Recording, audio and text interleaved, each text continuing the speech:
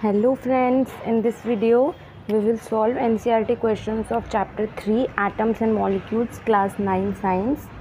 So इस video में हम 9th क्लास की केमिस्ट्री के third chapter atom and molecules के क्वेश्चन आंसर्स NCERT क्वेश्चंस करेंगे। इससे पहले वाले वीडियो में हमने चैप्टर कंप्लीट रीड किया है। So let's start with first question है यहाँ पे 27 पेज पे। यहाँ पे फर्स्ट क्वेश्चन है, in a reaction 5.3 gram of sodium carbonate reacted with 6 gram of acetic acid। कह रहा है कि कोई रिएक्शन है जिसमें 5.3 ग्राम सोडियम कार्बोनेट 6 ग्राम एसिटिक एसिड के साथ रिएक्ट करता है और जो प्रोडक्ट मिलते हैं वो क्या मिलता है 2.2 ग्राम CO2, 0.9 gram water and 8.2 gram sodium acetate. ये तीन चीज़ें उन्हें प्रोडक्ट के रूप में मिलती है। शो दैट, क्या दिखाना है हमें, show that these observations are in agreement with the law of conservation of mass। कह रहा है कि हमें ये दिखाना है कि ये law of conservation of mass को फॉलो कर रहा है या नहीं कर रहा है। यहाँ पे रिएक्शन भी दे दी, sodium carbonate plus acetic acid will form sodium acetate, carbon dioxide and water. तो यहाँ पे इसका आंसर है पेज नंबर 27 का फर्स्ट क्वेश्चन का answer sodium carbonate, acetic acid, sodium acetate, carbon dioxide, water. ये सब दिया हुआ है कि सोडियम कार्बोनेट 5.3 ग्राम लिया है, एसिटिक एसिड 6 ग्राम, ये इतना बना, CO2 इतना, वाटर इतना। लॉ ऑफ कंजर्वेशन ऑफ मास कहता है कि जितना रिएक्टेंट का मास होगा उतना ही प्रोडक्ट का मास होना चाहिए। इनका सम और इनका सम इक्वल आना चाहिए। It means this reaction follows the law of conservation of mass. 5.3 gram plus 6 gram will form 11.3 gram. 8.2, 2.2, 0.9, 11.3. Both are equal. Therefore, it follows the law of conservation of mass. Left hand side equal to right hand side. Okay. Second question है यहाँ पे, hydrogen and oxygen combine in the ratio 1:8 by mass to form water। कह रहा है कि hydrogen और oxygen 1:8 की ratio में मिलते हैं वाटर बनाने के लिए, ठीक है, for water. What mass of oxygen gas would be required to react completely with 3 gram of hydrogen gas. कह रहा है अगर हाइड्रोजन 3 ग्राम हो तो ऑक्सीजन कितना चाहिए। सिंपल है, अगर जो हाइड्रोजन और ऑक्सीजन 1:8 में होता है, 1 ग्राम हाइड्रोजन के लिए 8 ग्राम ऑक्सीजन चाहिए, 3 ग्राम हाइड्रोजन के लिए 24 ग्राम ऑक्सीजन चाहिए। इसको 3 से मल्टीप्लाई कर देंगे। अगर ये 3 टाइम्स हो रहा है मीन्स ये भी 3 टाइम्स हो रहा है। इसका मतलब यहाँ पे law of constant proportion follow हो रहा है, law of definite proportion follow हो रहा है। ये जितना बढ़ेगा ये भी उतना ही बढ़ेगा। ओके। थर्ड क्वेश्चन यहाँ पे, which postulate of Dalton's atomic theory is the result of the law of conservation of mass. Dalton ने पोस्टुलेट दिए थे 6। ओके, उसका कौन सा postulate law of conservation of mass को दिखाता है? कौन सा दिखाता है? ये वाला, that atoms can not be created not be destroyed in chemical reaction. कि किसी भी केमिकल रिएक्शन में हम ना तो एटम्स को बना सकते हैं ना ही उन्हें डिस्ट्रॉय कर सकते हैं। ओके, इसका मतलब रिएक्टेंट का मास प्रोडक्ट का मास इक्वल रहेगा। ओके। फोर्थ क्वेश्चन है, which postulate of Dalton's atomic theory can explain the law of definite proportion. Law of definite proportion को कौन सा लॉ एक्सप्लेन करता है? यहाँ पे इसका आंसर है the relative number and kind of atom are equal and given compound. किसी भी कंपाउंड में एटम्स का जो नंबर है वो रिलेटिव होगा। मीन्स जैसे कि इसमें था हाइड्रोजन ऑक्सीजन का रिलेटिव है, 1 के साथ 8 है, 2 के साथ 16 होगा, 3 के साथ 24 होगा, 4 के साथ 32 होगा। ओके, ऐसे ही रिलेटिव होता है, एक फिक्स नंबर पे होता है। ये जो डाल्टन का लॉ था ये लॉ ऑफ डेफिनेट प्रोपोर्शन को सिग्निफाई करता है। सो यहाँ पे ये 4 क्वेश्चंस थे। ओके, इसके बाद ये 4 क्वेश्चंस यहाँ पे कंप्लीट होते हैं। द नेक्स्ट पेज नंबर 30 पे 2 क्वेश्चन और हैं। Define the atomic mass unit. Atomic mass unit क्या होता है? एटॉमिक मास यूनिट की डेफिनेशन लिखनी है यहाँ पे। इसका आंसर यहाँ पे लिखा हुआ है, an atomic mass unit of mass use to express the weight of atoms and molecules. Okay, कह रहा है कि एक एटॉमिक मास यूनिट को हम कब यूज़ करते हैं, क्या एक्सप्रेस करने के लिए? एटम्स और मॉलिक्यूल्स के वेट को एक्सप्रेस करने के लिए हम एटॉमिक मास यूनिट का यूज़ करते हैं। ठीक है, जहाँ पे एक एटॉमिक मास 1/12 ऑफ एक कार्बन एटम के इक्वल होती है। 1 atomic mass unit 1 AMU equal to 1/12 of carbon atom. Okay, carbon atom की 1/12। ओके, ये 1 एटॉमिक मास यूनिट की डेफिनेशन है।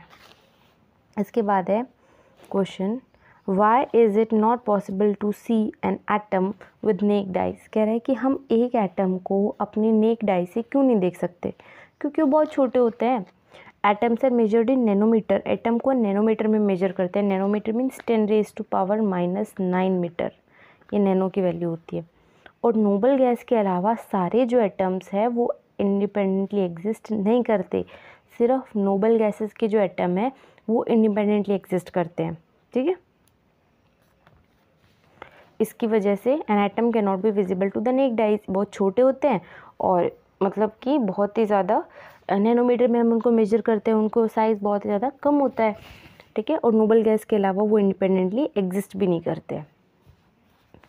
सो यहाँ पे ये क्वेश्चन कंप्लीट होते हैं। देन पेज नंबर 34 पे और क्वेश्चन है, इनके हमें फॉर्मूले लिखने हैं। सोडियम ऑक्साइड का फॉर्मूला बनेगा Na2O। कैसे बनेगा, पहले लिखा सोडियम, उसकी वैलेंसी कितनी होती है, 1 होती है। ऑक्सीजन की 2 होती है, क्रॉस मल्टीप्लाई करेंगे Na2O। ठीक है, Na2O। Aluminium chloride Al, aluminium की वैलेंसी होती है 3। ठीक है, क्लोरीन की वैलेंसी होती है 1, क्रॉस मल्टीप्लाई करेंगे AlCl3 बन जाएगा। Next is sodium sulphide. Sodium की वापस से 1 है, सल्फाइड की वैलेंसी होती है 2, जब इसको क्रॉस मल्टीप्लाई करेंगे हम तो Na2S बन जाएगा। मैग्नीशियम हाइड्रोक्साइड Mg की वैलेंसी 2 होती है, OH की वैलेंसी 1 होती है, तो क्या बन जाएगा MgOH ट्वाइस। ठीक है, यहाँ पे चारों के आंसर लिखे हैं Na2O, AlCl3, Na2S, MgOH twice. You have to learn the valency of these formulae. Okay, इसके बाद नेक्स्ट क्वेश्चन है, write down the names of compounds represented by the following formula. यहाँ पे कुछ फॉर्मूले दिए हैं, हम इनके नाम लिखने हैं। Al दिया गया है और ये SO4 ये सल्फेट का फॉर्मूला है, तो ये फार्मूला हो गया एल्यूमिनियम सल्फेट का। ये Ca कैल्शियम का होता है, Cl क्लोरीन का होता है, calcium chloride. K means potassium, SO4 वापस से sulphate, potassium sulphate. K means potassium and NO3 means nitrate, NO3 is nitrate, potassium nitrate. Ca means calcium, CO3 means carbonate, calcium carbonate. तो यहाँ पे देखो aluminium sulphate, calcium chloride, potassium sulphate, potassium nitrate, calcium carbonate. यहाँ पे ये सबके फिर पांचों के आंसर्स हैं। Aluminium sulphate,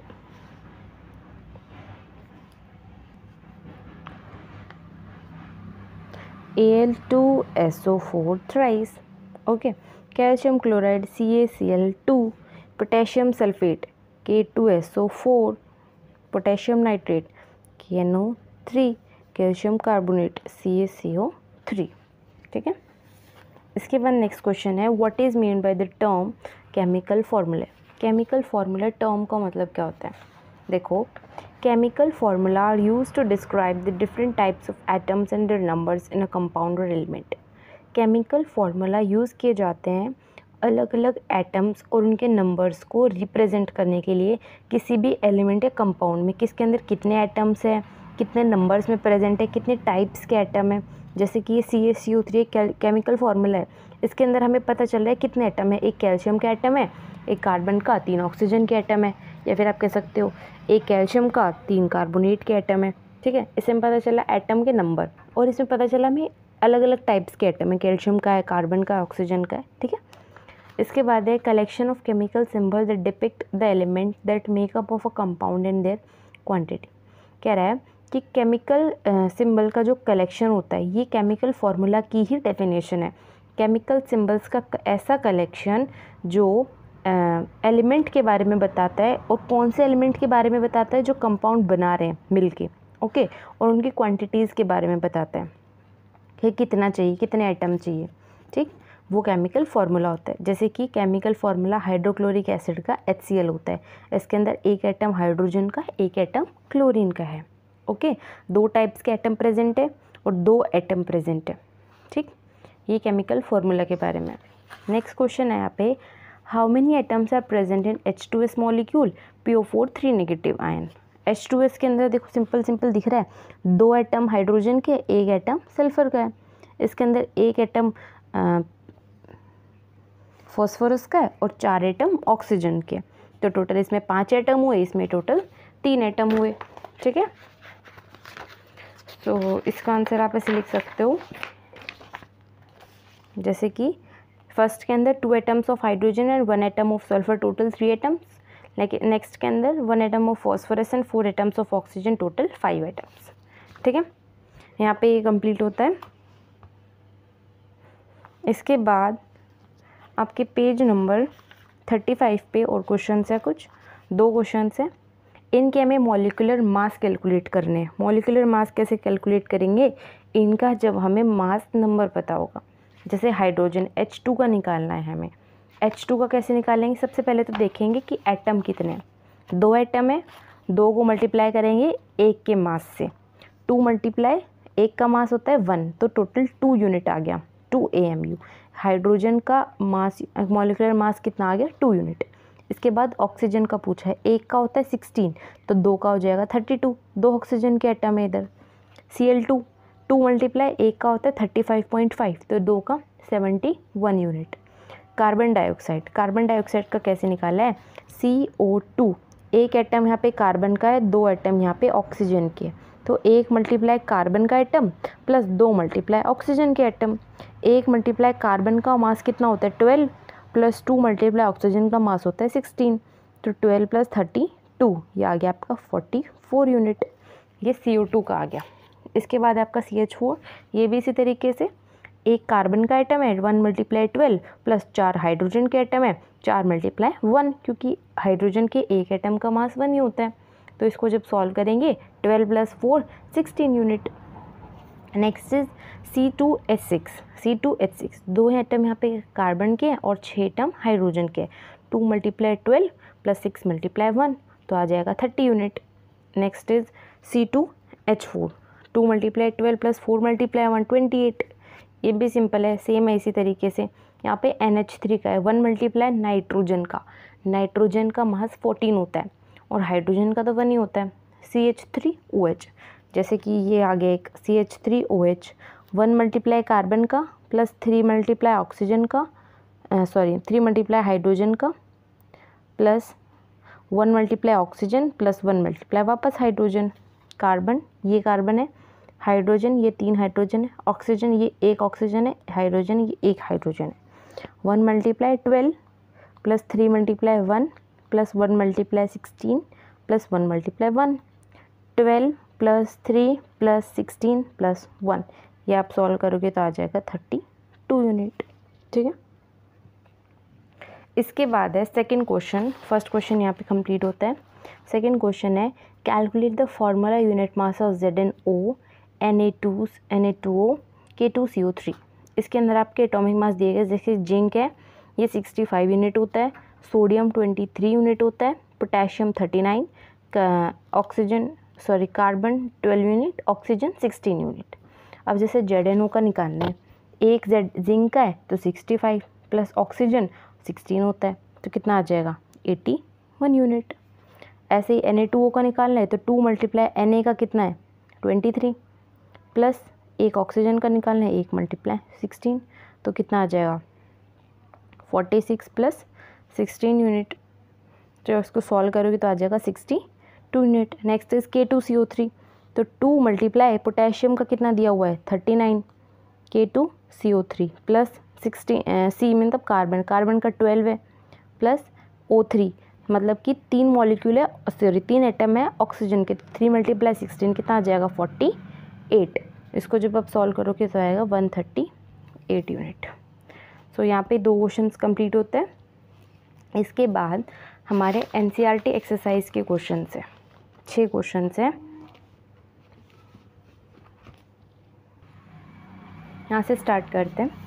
A 0.24 gram sample of compound of oxygen and boron was found by analysis to contain 0.096 gram of boron and 0.144 gram of oxygen.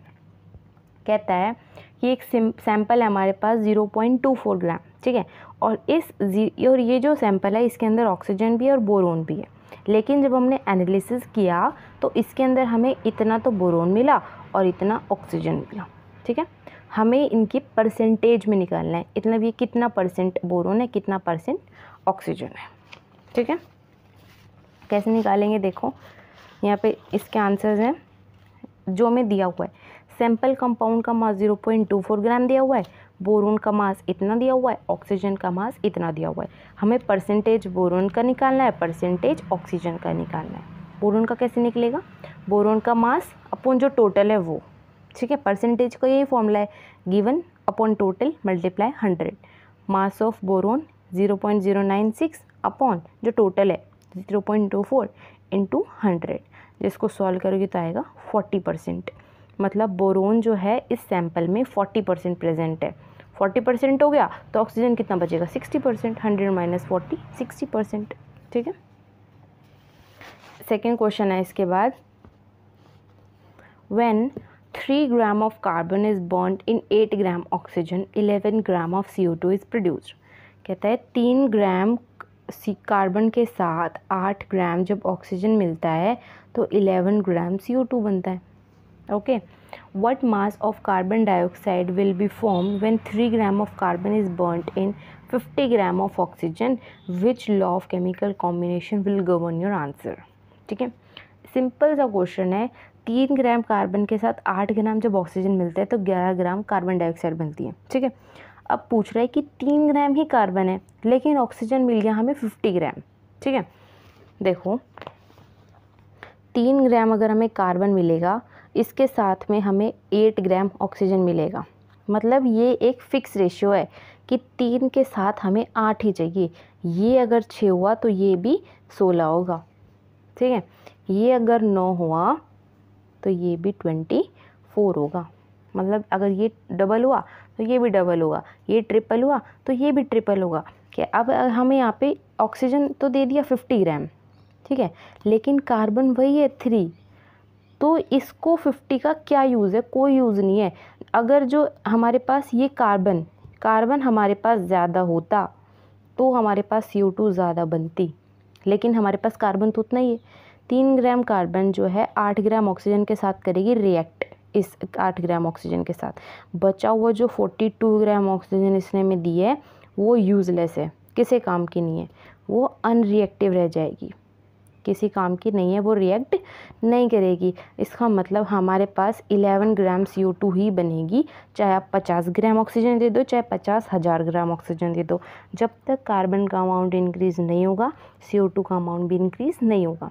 Similarly अगर आप कार्बन को 50 कर देते हो, ऑक्सीजन अगर 8 ही रहता है तो भी हमें इतना ही कार्बन डाइऑक्साइड मिलेगा, ठीक है। और यहाँ पे कौन सा लॉ फॉलो होता है, लॉ ऑफ कंजर्वेशन ऑफ मास भी फॉलो होता है, क्योंकि 3 + 8 11, इधर भी 11, ठीक है। और लॉ ऑफ कांस्टेंट प्रोपोर्शन भी फॉलो हो रहा है, क्योंकि देखो 3 के साथ 8 चाहिए, 6 के साथ 16, मतलब एक फिक्स रेशियो है, ठीक। इसका आंसर है जैसे कि C + O2 will form CO2, ये 3 है, ये 8 है, 11 बन गया, 11 तो लॉ ऑफ कंजर्वेशन ऑफ मास तो हो गया और लॉ ऑफ कांस्टेंट प्रोपोर्शन भी हो गया। अब देखो 3 ग्राम कार्बन के साथ हमें 8 ग्राम ऑक्सीजन चाहिए, लेकिन हमारे पास तो 50 ग्राम ऑक्सीजन है, सिर्फ 8 ग्राम ऑक्सीजन ही रिएक्ट करेगी, 42 gram will remain unreactive, only 11 gram CO2 will be produced, ठीक। This is the answer of second question. Third question है, what are polyatomic ions, give example. Polyatomic ions क्या होते हैं, polyatomic ions वो होते हैं जिनके अंदर मोर देन 1 एटम प्रेजेंट होता है, ठीक है। वो आयंस जिनमें मोर देन 1 एटम प्रेजेंट होता है। The ion that contain more than 1 atom are polyatomic ions, लेकिन वो सिंगल यूनिट की तरह बिहेव करते हैं, ठीक। जैसे कि H2PO 4 negative ion, H2PO 4 negative ion, इसके अंदर आपके एक एटम से ज़्यादा प्रेजेंट है, हाइड्रोजन का भी एटम है, फॉस्फोरस का भी, ऑक्सीजन के साथ है, लेकिन ये टोटल कंबाइन होके एक यूनिट है, एक मॉलिक्यूल है, ठीक है। ये हो गया आपका पॉलीएटॉमिक आयन। इसके बाद इनके हमें केमिकल फॉर्मूले लिखने हैं वापस से, केमिकल फॉर्मूले कैसे लिखेंगे, Mg लिखा, क्लोरीन लिखा। मैग्नीशियम की वैलेंसी कितनी होती है 2, क्लोरीन की वैलेंसी होती है 1, cross multiply MgCl2, MgCl2। Calcium oxide जब करोगे तो इसका बनेगा CO, क्योंकि दोनों की वैलेंसी 2 होती है, दोनों जब कट हो जाएंगे तो बनेगा 1 CaO। Copper nitrate Cu, copper, इसकी वैलेंसी होती है 2, NO3, इसकी वैलेंसी होती है 1, नाइट्रेट का फॉर्मूला NO3 होता है, तो CuNO3 ट्वाइस। ओके, इसके बाद आपके एल्यूमिनियम क्लोराइड, वापस से आ गया formula AlCl3, calcium carbonate CaCO3। यहाँ पे इनके आंसर है MgCl2, CO, CuNO3 twice, AlCl3, calcium carbonate CaCO3। यहाँ पे give the names of element present in the compound, in compound के अंदर कौन कौन से एलिमेंट प्रेजेंट है। फर्स्ट है आपका क्विकलाइम, क्विकलाइम जो है वो CaO को बोलते हैं, क्विकलाइम CaO को बोलते हैं। तो इसके अंदर क्या क्या प्रेजेंट होगा, कैल्शियम एंड ऑक्सीजन, ठीक है। नेक्स्ट है आपका हाइड्रोजन ब्रोमाइड, हाइड्रोजन ब्रोमाइड के अंदर क्या प्रेजेंट होगा, हाइड्रोजन और ब्रोमीन प्रेजेंट होगा। Next is baking powder, baking powder का जो फॉर्मूला होता है वो होता है आपका NaHCO3, ये आपका बेकिंग पाउडर का फॉर्मूला होता है। यहाँ पे सोडियम प्रेजेंट है, कार्बन प्रेजेंट है, हाइड्रोजन प्रेजेंट है, ऑक्सीजन प्रेजेंट है, NaHCO3। Next is potassium sulphate, इसके अंदर K2SO4 पोटेशियम प्रेजेंट है, सल्फर प्रेजेंट है एंड ऑक्सीजन प्रेजेंट है, ठीक। इसके बाद नेक्स्ट क्वेश्चन है हमारा, calculate the molar mass of the following substance. वापस से हमें इनका मोलिकुलर मास निकालना है। फर्स्ट इज C2H2, C2H2 दो यहाँ पे एटम कार्बन के, 2 एटम यहाँ पे हाइड्रोजन के, तो 2 × 12 + 2 × 1 आ जाएगा 26, 2 × 12 कितना हो गया 24, और ये 2, 24 और 2 26। एसिड, एक सल्फर के मॉलिक्यूल का मास होता है 32, तो 8 का 256 ग्राम। P4, एक फॉस्फोरस का होता है 31, तो 4 का 124 ग्राम। इसके बाद HCl, 1 × 1, एक एटम हाइड्रोजन का है, एक एटम क्लोरीन का है, 35.5, तो हो जाएगा 36.5। इसके बाद आपका HNO3, एक हाइड्रोजन का, एक नाइट्रोजन का, 3 ऑक्सीजन के, 1 + 14 + 48 will form 63 gram of HNO3। यहाँ पे चैप्टर की एक्सरसाइज कंप्लीट होती है। So if you like this video and you have understand these questions, then please subscribe my channel and like this video. In next video we will study next chapter. Till then, thank you very much. Bye.